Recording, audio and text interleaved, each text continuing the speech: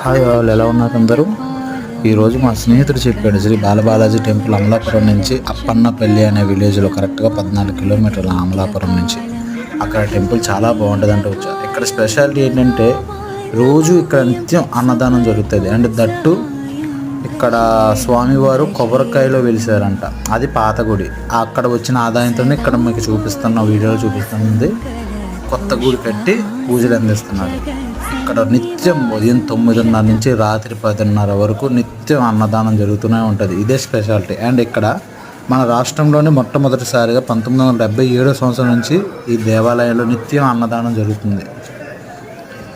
ఈ యొక్క అన్నదానాన్ని మెయిన్గా ప్రారంభించింది ఇదిగో వీలే కీర్తిశేషులు మెల్లేటి రామస్వామి ఆదిలక్ష్మి దంపతులు.